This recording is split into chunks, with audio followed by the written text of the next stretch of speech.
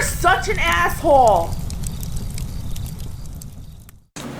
Celebrating now the 5th. Coming up, this is the 5th year Asshole Consulting has been in business. We're now officially 5, not 5 whole years. We're starting the 5th year. Completed 4. Now we're on 5. Dispensing advice and wisdom and truth over at assholeconsulting.com. Cappy, longtime fan of your blogs, books, podcasts, and videos. Your efforts are not in vain. You're making a positive impact on a lot of younger guys. My question for you is, should I leave my job once I vest in my 401k in 6 to 9 months to travel before going for a teacher certification course in order to teach high school history and coach the tennis team in a medium to large city in the South? This is why I love my job. We're going to see some classic asshole consulting right now where, not my delivery, but we're going to get this nice, hopeful young man, all the future from me, like, I got a dream. I want to raise flowers. The old Cappy comes in and says, yeah, wake the fuck up. No, you're not. Oh, you poor kids. Here's the rub, Cappy. I'm a 27-year-old single white guy living in a state, not going to mention where.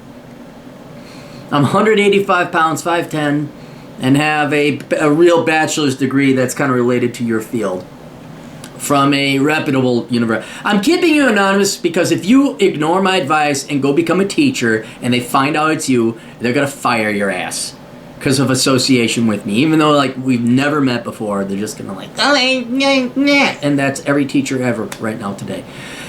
I can't even mention this. You are doing really well in your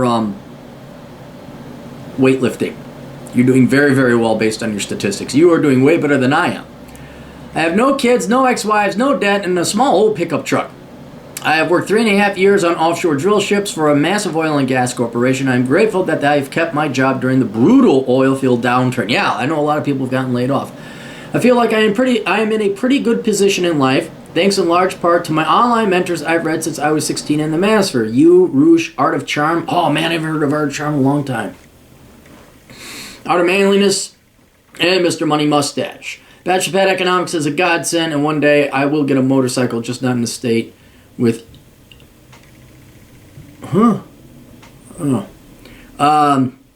with weird bars, he basically says.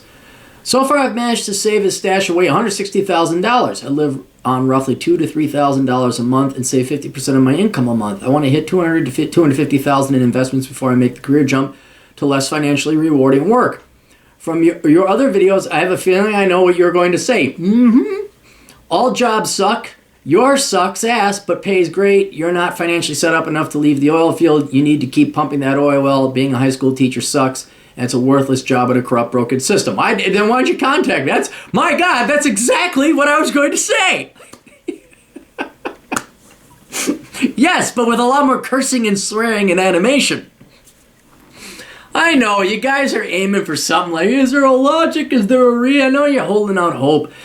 But there is no hope. Only sucky jobs. There is no hope. Only Zool.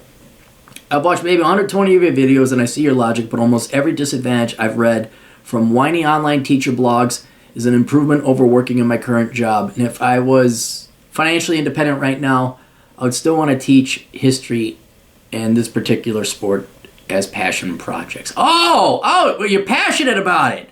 We're bringing passion in. See, because I don't know, okay. No one's heard this before. Right? I'm going to give you a secret, okay? And no one else is going to hear the secret. You can take, I want to make sure no one's around.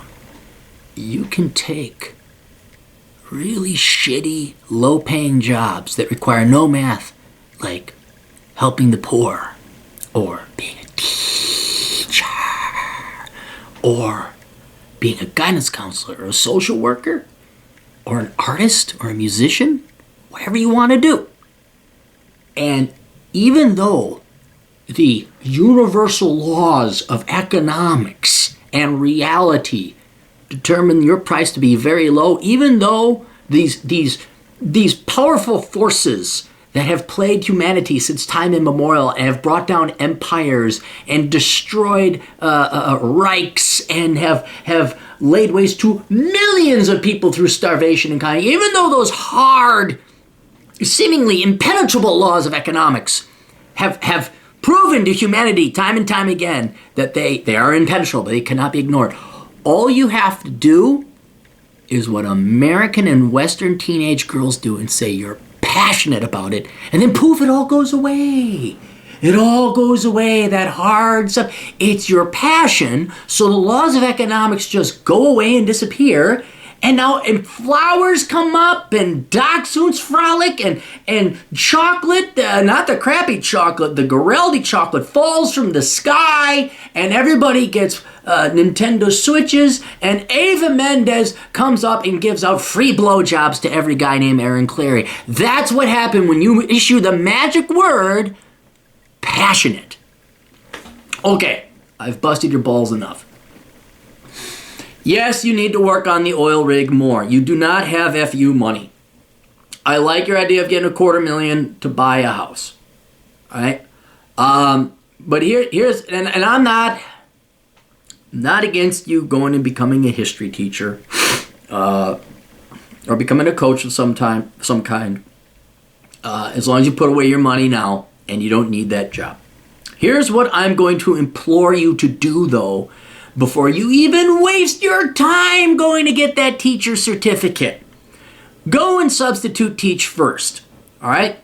I, too, was kicking around being a teacher, like in the schools, like for kids. Because I was teaching dance class, I'm like, wow, this is easy. This is fun. I can do this all day. And teaching is fun, and you can do it all day. But when you go and teach, and I do have some teacher friends, I know this may shock you, I do have the 3 conservative, non-leftist, commie, parasite teacher friends in the entire state of Minnesota. It's not the teaching. It's management. It's the politics. And not even necessarily leftist politics. I'm talking corporate office politics, because you get these directives down from the state, and then your managers are not even teachers themselves. Managers meaning administrators, principal, vice principal. Then you have diversity counselors, that's creeping in, and all this other stuff. And none of these people that are higher ranked than teachers have any real world teaching experience. None of them. They all got doctorates, especially over at the state. I mean, every once in a while, principals slip in that actually taught. I mean, we got to expunge them. But you look at these superintendents, you look at the people at the state, all doctorates in education. They've only studied education. They've never actually done it. They were never a teacher. And then you add to that, that's already bad news for leadership and actually helping out the kids. You throw in the leftist politics that these people blatantly have. They don't even hide it anymore. And dude, you're a hardworking guy. You're not going to be able to tolerate it. The best I've seen is this older woman who can tune it out. Like, I finally and never learned to tune it out in banking. And just collect your check. You know, do your best, teach your kid. What? Teach them that white kids suck? Okay, whatever.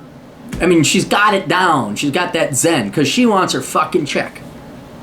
But you are going, and you think your job sucks now. Wait till you go work with what is arguably the most parasitic industry out there, and that is the public schools. I haven't even talked about the kids. I'm talking your coworkers and your bosses and what kind of working environment you can endure. Hell, the kids. I could deal with the kids. I like the kids. And then this gets back to why I suggest you go and substitute teach. Because what you're going to do is you're going to run right into that. I substitute taught. So yeah, maybe I can. And I was right. Kids are great, especially the young ones. You can lie to them, tell them all kinds of bogus, and they're like, I got these little kindergartners. And I've told the story before, but I'll tell you it again. This teacher was sick. It was wintertime. We were making snowflakes. And I make very nice snowflakes. These kids, they make their crappy snowflakes with the tool holes cut out. They're like, oh, very good, Jimmy. Like the world's crappiest snowflake. Jimmy, you get better. Mrs. R is backward. Jones. E is backward. Like, good going. She's going to love that.